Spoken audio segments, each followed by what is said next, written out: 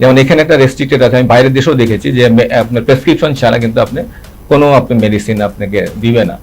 তো আমাদের দেশে কিন্তু এটা এখনো সেইভাবে ওভার দ্য হ্যাঁ বলে আর কি, ওটিসি। তো আমাদের ওখানে কিন্তু আপনার মুখে বললে কিন্তু প্রেসক্রিপশন দিচ্ছে। আমি একটা সমস্যা আছে যে মানে অনেক রোগী আছে যে মানে দালালের খপ্পরে পড়ে বাইরে খারাপ ইয়ার কাছে চলে যাচ্ছে, সেখানে রোগীর টাকা মিসইউজ হচ্ছে এবং সার্ভিসটা ভালো পাচ্ছে না, ভালো সার্ভিসটা নিতে পারছে না। এই জায়গাগুলোতে আছে। আমার লাইফ হচ্ছে আমার জীবন, আমি রাইট, ঠিক আছে, আমার কাছে আমার অধিকার এটা, ঠিক আছে, আমি সুস্থ থাকাটা আমার অধিকার। আমার লক্ষ্যই হচ্ছে যে যাতে একটা সার্ভিস প্রোভাইডার সুন্দরভাবে তার ট্রেনিংটা সম্পন্ন করে তার সার্ভিসের জায়গায় সুন্দরভাবে যেন সার্ভিসটা প্রদান করতে পারে। অনেক সময় দেখা যায় যে যারা অলরেডি কোয়ালিফাইড, ধরুন ডাক্তার না, এরা আবার অন্য একটা বিশেষ করে একটা এনজিওর কে যে ট্রেনিং নিতে যাবো, এই ক্ষেত্রে একটা একটু রিল্যাক্টেন্স বোধহয় থাকে, বা একটু মনে কোনো একটা মানুষই গিয়ে থাকে যে আমি এবার কিছু যেটা পড়েই অনেক হজ করে এসে বলে যে আমি সার্ভিসটা দিব না। এরকম এফডব্লিউ লেভেলে 2-4টা পেয়েছি, তারা ট্রেনিংটা নিয়ে গেছে, হয়তো তারা কর্মকাণ্ডে যে সেটা হয়তো দিতে একটা দ্বিধাও করে, কিন্তু সে না দিলেও কিন্তু পরবর্তীতে তাকে বোঝানো হয় বা তাকে অ্যাওয়ারনেস করা হয় যে তোমার এটা সার্ভিস, এটা মেডিকেল সার্ভিস, তোমার এই ট্যাবু থেকে তোমাকে বেরিয়ে আসে, সেটার ব্যাপারে আমাদের অ্যাওয়ারনেস আছে। যে এফডব্লিউ এবং নার্স যদি বলি, সেটা প্রায় 20,000-এর কাছাকাছি।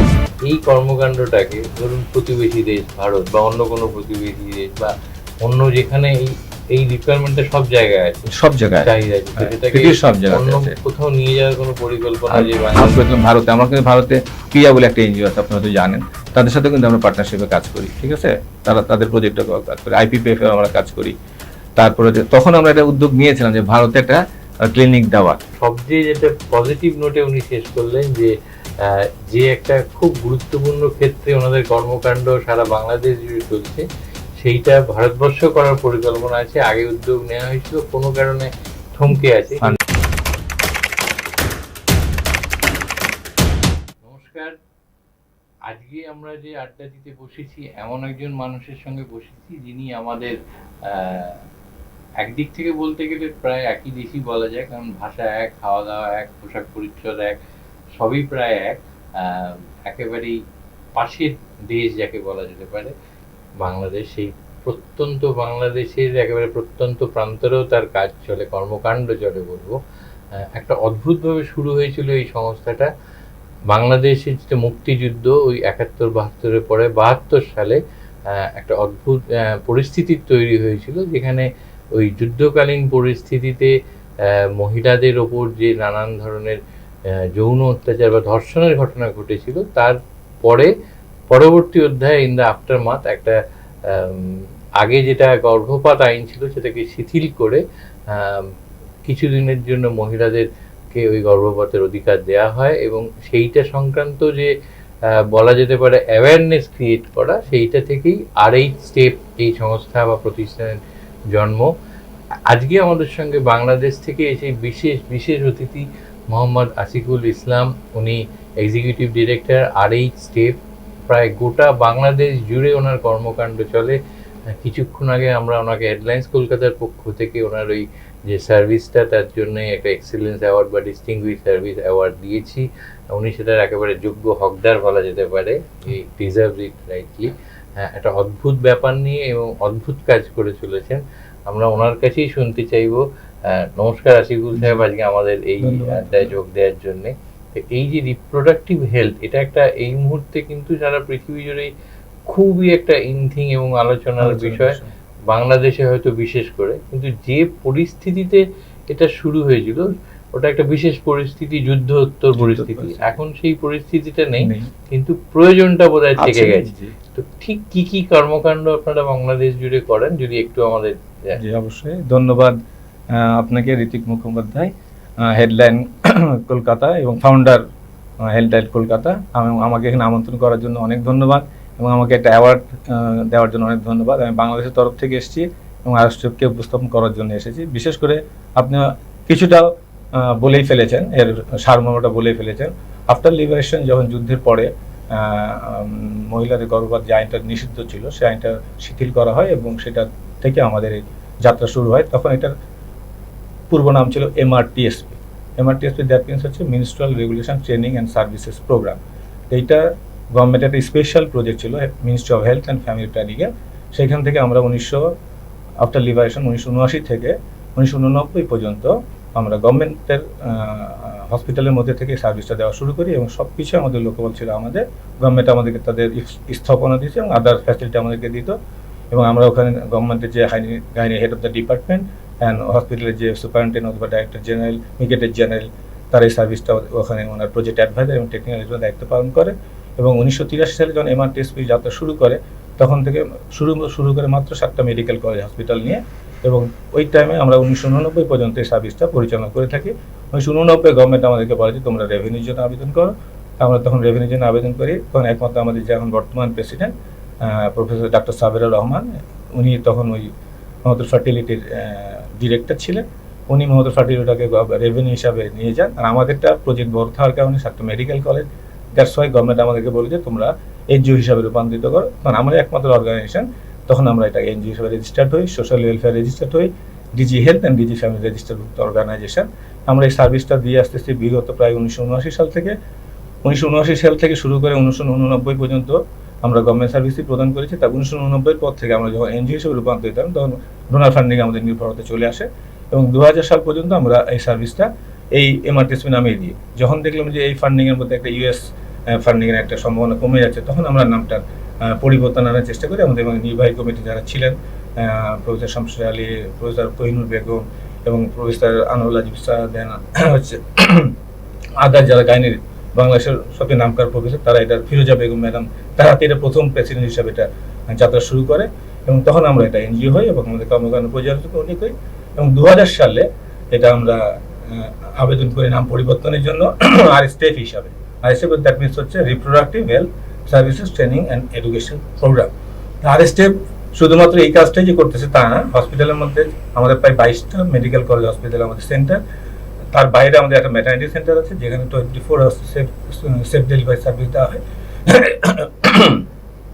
এবং এই সার্ভিসটার বাইরেও আমরা আমাদের আরও প্রজেক্ট যেগুলো আছে, তার মধ্যে আমরা এই গত 5ই আগস্ট ইউথ এবং অ্যাডোলেসেন্টদেরকে নিয়ে কাজ করে থাকি, এবং সারা বাংলাদেশে আমাদের 38টা সেন্টার আমরা এই কার্যক্রম পরিচালনা করে যাচ্ছি। এর বাইরে আমাদের যে পার্টনার অর্গানাইজেশন আছে ব্যবসা, তাদেরও 6টা ক্লিনিক।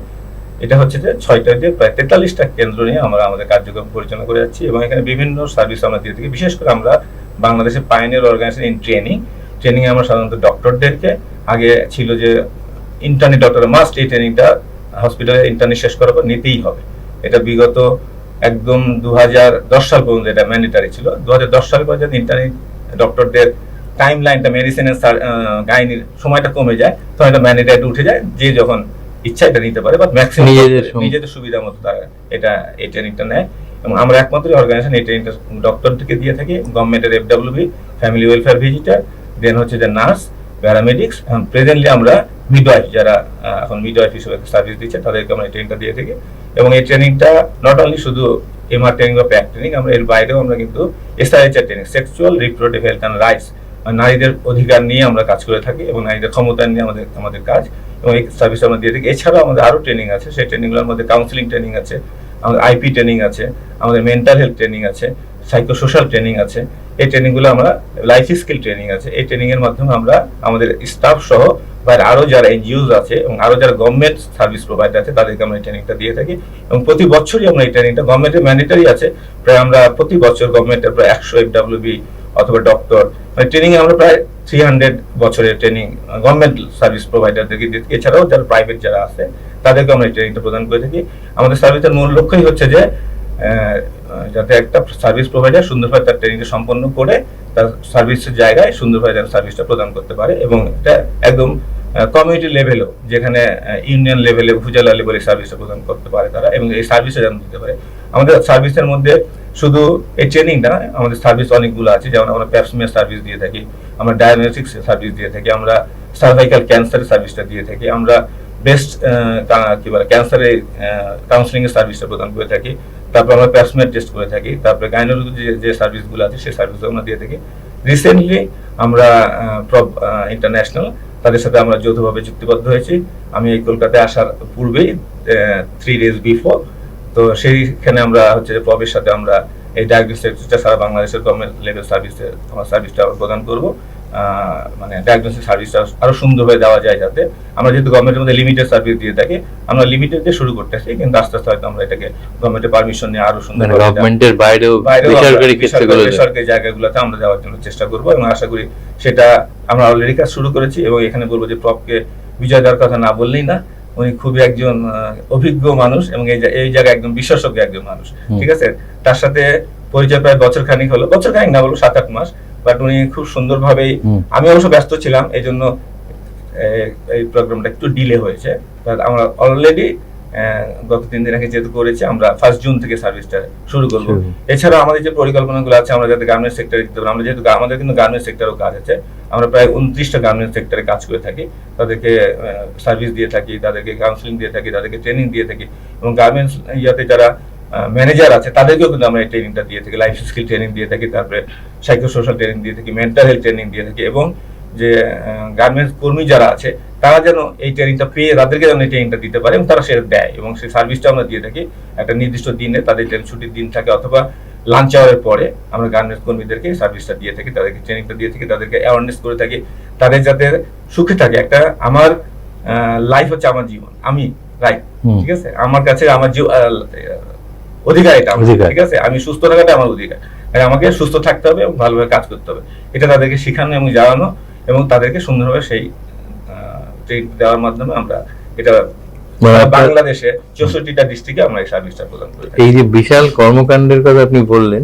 সেইটা মূল যেটা আপনাদের নামে আছে, আর এই স্টেপ, তো এই স্টেপের মধ্যে আপনি একটা ব্যাখ্যা করলেন সার্ভিস, ট্রেনিং, এডুকেশন, এই যে তাছাড়াও কিন্তু স্টেপ মানে আমরা জানি একটা পদক্ষেপ, মানে এটা একটা যারা নতুন পদক্ষেপ নিচ্ছি একটা নতুন জীবনের জন্য, কিন্তু যে কর্মকাণ্ডের মধ্যে আপনি আছেন তাতে একটা মূল যেটা আপনি বললেন যে আমার স্বাস্থ্যটা আমারই অধিকার, তো এই স্বাস্থ্য বা ওয়েলনেস এটার মূল একটা কথা কিন্তু যে একটা প্রিএমটিভ বা প্রিভেন্টিভ হয় আর একটা কিউরেটিভ হয়। আপনাদের ফোকাসটা কোন দিকটা? আমাদের একটা প্রিভেন্টিভ আছে, কিউরেটিভ আছে, দুটাই আছে। জি, দুটাই প্রিভেন্টিভটা করেন মূলত অ্যাওয়ারনেস, ট্রেনিং, এগুলোর মধ্যে দিয়ে। আর কিউরেটিভটা আমরা প্রত্যেক বছরই প্রায় 1 মিলিয়ন আমরা সার্ভিস দিই, আমাদের ক্লায়েন্ট সার্ভিস আমরা দিচ্ছি, বিভিন্ন সার্ভিস বললাম যে হেলথ সার্ভিসের মধ্যে এমআর আছে, প্যাক আছে, দেন হচ্ছে যে আপনার সার্ভাইকাল ক্যান্সার আছে, আল্ট্রাসোনোগ্রাম আছে, ডায়াগনস্টিক সার্ভিস আছে, ব্রেস্ট কাউন্সিলিং সার্ভিসটা আছে, এই সার্ভিসগুলো আমরা দিয়ে থাকি প্রায় 1 মিলিয়ন ইয়ারলি আর কি। তো এই যে এত একটা বিশাল সংখ্যক মানুষের মধ্যে আপনারা আপনাদের ট্রেনিংটা পৌঁছে দিচ্ছেন, সেটার জন্য আপনাদের সঙ্গে যারা জড়িত তাদের ডোমেন নলেজটা খুব জরুরি, কারণ একদিকে গার্মেন্ট সেক্টরে দিচ্ছেন, একদিকে উইমেন রিপ্রোডাক্টিভ হেলথের ক্ষেত্রে দিচ্ছেন, তো কতজন ডাক্তার বা কতজন এই বিশেষজ্ঞ আপনাদের সঙ্গে যুক্ত? জি, আমি বলি আপনাকে, আপনি খুব ভালো একটা প্রশ্ন আমাকে করেছেন।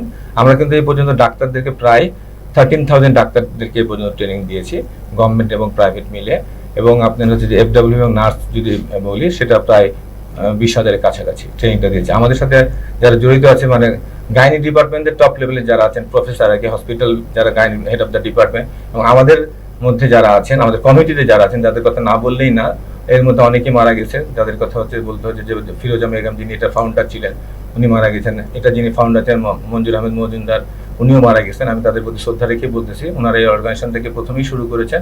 তারপরে আমাদের আপনার হয়তো নাম শুনেছেন প্রফেসর শামসুর আলী, উনিও মারা গেছেন। তারপরে আনোয়ার আজিম, তারপরে আমাদের হচ্ছে যে হামিদ আক্তার বেগম উনি ছিলেন। আর আমার পূর্বে যিনি ছিলেন, আমি দায়িত্ব নেওয়ার আগে যিনি ছিলেন কাজী সুরিয়া সুলতান, তার কথা না বললে মানে উনি এটা পিছনে অনেক শ্রম দিয়েছেন, তার অনেক অবদান আছে। শুরু থেকে উনি ছিলেন 1986 থেকে শুরু করে টিল টুডের এখনো আছেন, এখন উনি অ্যাডভাইজার হিসাবে আছেন, এবং আমি জানুয়ারিতে এক্সিকিউটিভ ডিরেক্টর হিসেবে দায়িত্ব পেয়েছি। উনি 2004 থেকে 26 জানুয়ারি পর্যন্ত উনি একজন ডিরেক্টর ছিলেন, ওনারও অনেক অবদান আছে, উনি এই অর্গানাইজেশনটার পিছনে অনেক শ্রম দিয়েছেন, এবং আমিও আল্লাহর রহমতে তার সাথে তার বলবো ডান হাত হিসাবে কাজ করেছি। আমি যে এক্সিকিউটিভ ডিরেক্টর ছিলাম, এবং আমি আমার কমিটিকেও ধন্যবাদ দিই, তারা আমাকে সুযোগটা দিয়েছে। আমি দাদা সংস্থাকেও ধন্যবাদ দিই, তারাও আমার এই কাজটাকে তারা মূল্যায়ন করেছে, এবং আমাকে এই জায়গায় আসার জন্য তারা এই জায়গায় এনেছে আর কি। সত্যি কথা বলতে এটা আমি সবার কাছে খুবই কৃতজ্ঞ। মধ্যে একটা সময় আমরা সবাই জানি যে একটা টার্ময়ের, একটা খুব বলা যেতে পারে আনকমফোর্টেবল পরিস্থিতির মধ্যে দিয়ে বাংলাদেশ গেছে। সেই সময় আপনাদের যে এটা এই যে গুরুত্বপূর্ণ ক্ষেত্র, এখানে কি কাজকর্ম আপনারা ঠিকঠাক চালিয়ে যেতে পেরেছেন? কারণ এটাকে কন্টিনিউটিটা খুব জরুরি। জি জি, এই পর্যন্ত আল্লাহর রহমতে আমাদের আমরা আসলে যেহেতু হসপিটালের মধ্যে কাজ করি এবং গভর্নমেন্টের হসপিটালের মধ্যে কাজ করি, এই জায়গায় আমাদের এই পর্যন্ত আল্লাহর রহমতে এই পর্যন্ত কখনোই কোনো রকম সমস্যা হয়নি। আমাদের এই সময়টার মধ্যে কিন্তু আমাদের সার্ভিস কন্টিনিউ ছিল। তবে হ্যাঁ, একটা সময় ছিল যে করোনার টাইমে আমাদের একটা বিশাল একটা ছিল, তখন 2টি বছর আমাদের খুব তারপর সার্ভিস কন্টিনিউ ছিল, বন্ধ একটা দিনের জন্য সার্ভিস বন্ধ হয়নি আর কি, কন্টিনিউয়াস সার্ভিসটা ছিল আর কি, একদম হসপিটাল খোলা ছিল। মানে হসপিটাল সার্ভিস তো বন্ধ করতে পারবেন, আউটডোর সার্ভিস বা এমার্জেন্সি সার্ভিস এটা খোলা থাকতে হয়। এটা যেহেতু ফ্যামিলি প্ল্যানিং এর সাথে রিলেটেড, আমরা ফ্যামিলি প্ল্যানিং সার্ভিসটাও দিয়ে থাকি। আমি এটা বলতে ভুলে গেছি যে ফ্যামিলি প্ল্যানিং সার্ভিসটা আমরা প্রদান করে থাকি। যেন একটা মা আসে এবং তার সাথে তার হাজবেন্ড আসে, তখন তাদেরকে আমরা ফ্যামিলি সার্ভিসটাও দিয়ে থাকি। এবং এটা গভর্নমেন্টের যে ডিজিএফপি আছে, ডিজি ফ্যামিলি প্ল্যানিং, তারা আমাদেরকে সেই তাদের কিটগুলো আমাদেরকে দেয়, সেখান থেকে আমরা সেটা ফ্রি সার্ভিস তাদেরকে আমরা প্রোভাইড করি আর কি। মানে একটা দিকে আপনারা একদম সাধারণ মানুষদের, মানে যে মা বা সন্তান সম্ভবা তাদেরকে ট্রেনিং দিচ্ছেন, এটা একটা দিক, বা তাদের বাড়ির লোকদেরও হয়তো দিচ্ছেন। আবার অন্যদিকে ডাক্তারকে দিচ্ছেন, অন্যান্য মেডিকেল স্টাফদের দিচ্ছে। তো অনেক সময় দেখা যায় যে যারা অলরেডি কোয়ালিফাইড, ধরুন ডাক্তার না, এরা আবার অন্য একটা, বিশেষ করে একটা এনজিওর কে যে ট্রেনিং নিতে যাবো, এই ক্ষেত্রে একটা একটু রিল্যাক্টেন্স বোধহয় থাকে, বা একটু মনে কোনো একটা মানসিক ইয়ে থাকে যে আমি এবার কৃষি যেটা পড়েই এসেছি, এরকম কোনো আপনার দীর্ঘ অভিজ্ঞতা এরকম কিছু ফেস করেছেন? যে এরকম মাঝে একদম ফেস করি তা বলবো না, এরকম ফেস হয়। তবে এটা তারা যেহেতু এটা তাদের কি বলে বইয়ের মধ্যে এটা গাথা যে এই ট্রেনিংটা দরকার আছে, ঠিক আছে, এই সার্ভিসটা তো গভর্নমেন্ট হসপিটালের মধ্যে সাধারণত দেয় না, এটা আমরা একমাত্র দিই, এবং গভর্নমেন্ট আমাদেরকে এটা দেওয়ার জন্য কিন্তু আমাদেরকে পারমিশনটা দিয়েছে। তো ট্রেনিংটা আমি বলবো যারা অনেক সেক্রেটারিও রিটায়ার করেছে, আমি একজনের কথা না বললেই নাই, সেটা হচ্ছে উনি এখনো উনি আছেন আমাদের project coordinator Chittagong medical, doctor Delwar Akhter. উনার হাতে যিনি ফ্যামিলি প্ল্যানিং এর ডিরেক্টর ছিলেন, উনি রিটায়ার করেছেন, তো উনিও ট্রেনিং নিয়েছেন ওনার হাতে, শরীফ স্যার ওনার হাতে ট্রেনিং নিয়েছেন, ঠিক আছে। তো এই এবং উনি কোনো কথায় গেলে পরে, কোনো গভর্নমেন্টের ইয়াতে গেলে পরে ওনার কথা বলতে, আমি তো চিটাগাং মেডিকেল থেকে দেলোয়ারের কাছে ট্রেনিং নিয়েছি, দেলোয়ারের পর তার অনেক জুনিয়র, তো এই যে রেসপেক্টটা দেয়, এই আল্লাহর মধ্যে এই সমস্যাটা হয় না। তবে রিসেন্টলি যে এখন যেটা আসতেছে, যে যারা ট্রেনিং নিচ্ছে, এই ট্রেনিং এর মধ্যে কোনো সমস্যা আমি এই পর্যন্ত দেখিনি। তবে হ্যাঁ, একটা জিনিস আছে যে অনেক সময় অনেক প্রোভাইডার একটা ট্যাবু আছে, যে যারা আসে যাচ্ছে এই সার্ভিসটা দিতে গেলে আমার সমস্যা, অনেক কথা হজ করে এসে বলে যে আমি এই সার্ভিসটা দিব না, এরকম FWB লেভেলে 2-4টা পেয়েছি। তারা ট্রেনিংটা নিয়ে গেছে, হয়তো তারা কর্মকাণ্ডে যে সেটা হয়তো দিতে একটা করে দ্বিধাবোধ করে, কিন্তু সে না দিলেও কিন্তু পরবর্তীতে তাকে বোঝানো হয় বা তাকে অ্যাওয়ারনেস করা হয় যে তোমার এটা সার্ভিস, এটা মেডিকেল সার্ভিস, তোমার এই ট্যাবু থেকে তোমাকে বেরিয়ে, সেটার ব্যাপারে আমাদের অ্যাওয়ারনেস আছে। আর এখন হয়তো আপনারা জানেন যে একটা রিস্কি পিরিয়ডে চলতেছে, কারণ আমাদের ফার্মেসিগুলোতে, যেমন এখানে একটা রেস্ট্রিক্টেড আছে, আমি বাইরের দেশেও দেখেছি যে আপনার প্রেসক্রিপশন ছাড়া কিন্তু আপনি কোনো মেডিসিন আপনাকে দিবে না। তো আমাদের দেশে কিন্তু এটা এখনো সেইভাবে ওভার দ্য হ্যাঁ বলে আর কি, ওটিসি। তো আমাদের ওখানে কিন্তু আপনার মুখে বললে কিন্তু প্রেসক্রিপশন দিচ্ছে। আমি নিজেও দোকানে যে, যেমন গতদিন আমি তো ওষুধ দিতে গেছি, দিয়ে দেয় আমাদের এখানে এইটা। এই ক্ষেত্রে যখন কোনো মহিলারা কি বলে প্রেগনেন্ট হয় বা যখন সে গর্ভবতী, তখন MRM বলে একটা কিট আছে, MRM খায়, হ্যাঁ, MRM কিট আর কি বলে, সেটা আমাদের ফার্মেসিতে অ্যাভেলেবল, তা কিনে খেয়ে নেওয়ার পরে এটা কিন্তু কিছু নিয়ম আছে, সেই নিয়ম তো রোগীটা জানে না জানার কারণে কিন্তু একটা কমপ্লিকেশন হচ্ছে। কমপ্লিকেশন হলে কিন্তু সে যখন লোকালি কোনো জায়গায় পান, আমরা কিন্তু তখন বলে দিই, তুমি যদি ওখানে না পাও তুমি স্বাস্থ্য হেলথ কমপ্লেক্সে যাবা, স্বাস্থ্য হেলথ কমপ্লেক্সে না পেলে তুমি মেডিকেল কলেজে আসবা বা সদর হসপিটালে আসবা অথবা জেনারেল হসপিটালে আসবা। এই কমপ্লিকেশনগুলো কিন্তু ওই মেডিসিন খাওয়ার কারণে হচ্ছে। এটা নিয়ে কিন্তু আমাদের একটা, আমরা ডিজি হেলথ থেকে আমাদের একটা বই বের হয়েছে এবং সেটা অ্যাপ্রুভড হয়েছে এবং সেটার গাইডলাইন বের হয়েছে এবং আমরা সেটা অ্যাওয়ারনেস করছি এবং এটা আমরা ট্রেনিংও দিচ্ছি, ফার্মেসি ওনাদেরকে আমরা ট্রেনিং দিচ্ছি। এই ট্রেনিংটা যাতে কোনো এরকম রোগী আসলে তাকে বুঝিয়ে, তাকে শিখাচ্ছি আমরা, ফার্মেসি ওনারকেও আমরা শিখাচ্ছি যে আপনি তাকে এই প্রেসক্রিপশন ওষুধ দেন, বাট তাকে বুঝাই দেন এই ডোজগুলো কিভাবে করবে। এই ডোজগুলো যদি ঠিক মতো সে না খায়, 3টা ডোজ খেতে হয় সাধারণত, ঠিক আছে, এবং ডোজ খাওয়ার নিয়মও আছে, মানে আপনার জিবার মধ্যে রেখে দিতে হবে আধা ঘন্টা, তারপরে একটা ডোজ খেতে হবে, তারপরে একটা ডোজ খেতে হবে। 3টা যদি ঠিক মতো না খায়, তখন এটা কিন্তু কিওর হবে না, এটা কমপ্লিকেশন হবে। তখন কিন্তু এই ক্ষেত্রে কিন্তু প্যাক সার্ভিসটা বেড়ে যাচ্ছে, মানে পোস্ট অ্যাবর্শন কেয়ারটা সার্ভিসটা বেড়ে যাচ্ছে। এই দিকেও আমরা কাজ করতেছি এবং এই নিয়ে আমাদের অলরেডি গত মাসে ট্রেনিং হয়ে গেছে, ফার্মেসি ওনাদেরকে নিয়ে ট্রেনিং হয়েছে, তাদেরকে আমরা এটা অ্যাওয়ার্ড করেছি এবং তারা যেন এটা সব জায়গায় এটা যেন আসলে পরে রোগীদেরকে এটা বোঝায়। এবং এইটা নিয়ে হচ্ছে যে আমাদের আরো যেটা কাজ আছে সেটা আমি বলতে চাচ্ছি যে আমরা আগামী জুলাই থেকে আরেকটা প্রজেক্ট পেতে যাচ্ছি, সেটা 7 বছরের প্রজেক্ট। সেই প্রজেক্ট নিয়ে আমার আগামীকাল পরশুদিন একটা মিটিং আছে। এইটা হচ্ছে একদম ইউনিয়ন লেভেলে ফার্মেসিদেরকে, ওখানে একদম হেলথ ইউনিয়ন সার্ভিসে যেটা আছে সেখানে কমিউনিটি ভলেন্টিয়ার থাকবে, তাকে ট্রেনিং দেওয়া হবে, সে আবার কিন্তু ফার্মেসি ওনারকে ট্রেনিং দিবে এবং সে মোটামুটিভাবে সেটা একটা লিঙ্কেজে থাকবে, সফটওয়্যার বেস থাকবে, কোন রোগী ওষুধটা নিল বা কোন রোগী ওষুধটা খেলো সেটা কিন্তু একটা ডাটার মধ্যে থাকবে এবং তাকে মনিটর করা হবে। এই প্রজেক্টটা আমরা আগামী 7 বছরের জন্য পেয়েছি এবং এটা সাইন হচ্ছে। এটা একটা আমি মনে করি গুড অ্যাচিভমেন্ট এবং এটা আমি বলবো যে নারী এবং মায়েদের ক্ষেত্রে একটা ভালো ভূমিকা রাখবে বলে আশা করি আর কি। এই যে ট্রেনিং এর যে ক্ষেত্রটার মধ্যে আপনারা নিযুক্ত আছেন, ট্রেনিং এর ক্ষেত্রে এখন একটা খুব ইমার্জিং কনসেপ্ট হচ্ছে ট্রেন দ্য ট্রেনার। যে ট্রেনটা ট্রেনার, আপনাদের যে এত ট্রেনার যারা এতগুলো ডাইভার্স এরিয়ায় ট্রেনিং দিচ্ছে, জি তাদেরকে ট্রেনিং এর জন্য কোনো ব্যবস্থা আছে? জি জি জি, তারা তো ট্রেনিংটা পেয়েই মাস্টার ট্রেনার হয়েছে। তারা বিভিন্ন জায়গা থেকে আমাদের কি বলে আমাদের যারা আগে ছিলেন তারা ট্রেনিং দিয়েছেন, তাদেরকে বাইরে থেকে তারা ট্রেনিং নিয়ে এসছে, এই ডক্টররা যারা ট্রেনিং নিয়েছে এবং তাদেরকে তাদের মানে চেঞ্জ হচ্ছে, তো প্রত্যেকটা সময় একটা আপডেটেড আসছে, সেই ট্রেনিংগুলো তারা কিন্তু সবসময় পাচ্ছে। যখনই আপডেট হচ্ছে তখনই তাদেরকে আবার ট্রেনটা দেওয়া হচ্ছে। সেটার জন্য কিন্তু একটা প্রজেক্ট আছে, কন্টিনিউয়াস প্রসেস আছে। যেমন বললাম যে এই যে আমরা যে প্রজেক্টটা পেতে যাচ্ছি, এখানে কিন্তু যারা ট্রেনিং দিবে, এখানে আপডেটেড কিন্তু তাদেরকে আগে ট্রেনিং দিয়ে নেওয়া হবে, ঠিক আছে? যে ট্রেনিংগুলো বেসিক আছে তার বাইরে যেটা অ্যাড হবে সেটা তাদেরকে ট্রেনিং দিয়ে কিন্তু তারা তাদের কাজটা শুরু করবে আর কি। এই যে রিপ্রোডাক্টিভ হেলথ বলুন বা অন্য যে ক্ষেত্রগুলো আপনারা আছেন, সেখানে প্রযুক্তির ব্যবহার কতটা হচ্ছে এবং এই প্রযুক্তিগত ট্রেনিং এর জন্য আপনারা কি কি স্টেপ বা ইয়ে নিচ্ছেন? প্রযুক্তি বলবো যে আগে তো খুবই ছিল, এটা ম্যানুয়ালি ছিল, ঠিক আছে? এখন এটা একদম ডিজিটালি হয়ে গেছে। আমাদের পুরো সিস্টেমটাই আমি বলবো যে আমাদের অন্যান্য কর্মকাণ্ড সবই ডিজিটাল। এখানে আপনার একদম উন্নত পদ্ধতিতে একদম অ্যানেস্থেসিয়া দিয়েই করা হয় এবং আগে যেমন করা হতো আপনার ক্যানুলা দিয়ে, কিন্তু এখন একদম ব্যথামুক্ত সার্ভিসটা দেওয়া হয় এবং আদার সার্ভিস একদম প্রযুক্তিগতভাবে একদম ডিজিটালাইজ। তবে প্যাথোলজির ক্ষেত্রে বলবো যে খুব আপডেটেড মেশিনগুলো হয়তো নাই, মানে ডায়াগনস্টিক যেটা, সেটা আমরা এই জন্য প্রবের সাথে আমরা চুক্তিবদ্ধ হয়েছি। তারা আপডেটেড আমাদেরকে মেশিনটা সাপ্লাই, অটোমেটেড যে মেশিনগুলো আমাদের কাছে সেমি অটো আছে, বাট অটোমেটেড মেশিন নাই। তো সেই মেশিন সেমি অটোতে আসে ডিজিটাল সব রিপোর্ট আসতেছে, বাট অটোমেটেড মেশিন আরো ভালো হয়তো আসবে। এই জন্য আমাদের উদ্যোগটা হচ্ছে জয়েন্ট ভেঞ্চারে যাতে এই রোগীরা সার্ভিসটা ভালো পায় এবং সুন্দর রিপোর্টটা পায়, যাতে এখানে কোনো ভুল না থাকে আর কি। তো আমার দেখা মতে এ পর্যন্ত আল্লাহর রহমতে এরকম কোনো রকম অ্যাক্সিডেন্ট এ পর্যন্ত হয়নি। আমার চাকরির অভিজ্ঞতা প্রায় 31 ইয়ার্স, 95 জুলাই থেকে টিল টু ডেট আর কি, সুদীর্ঘ যাত্রা পার করেছি। এবং অর্গানাইজেশনটা আমি বলবো যে বাংলাদেশে অনেকে হয়তো চিনে না, যেহেতু আমরা গভর্নমেন্ট হসপিটালের মধ্যে থাকি এবং গভর্নমেন্ট হসপিটালের মধ্যে যারা সার্ভিস দেয় তারা মনে করে এটা গভর্নমেন্ট জবই করে, যার ফলে আমাদের এই প্রচারণাটা একটু কম।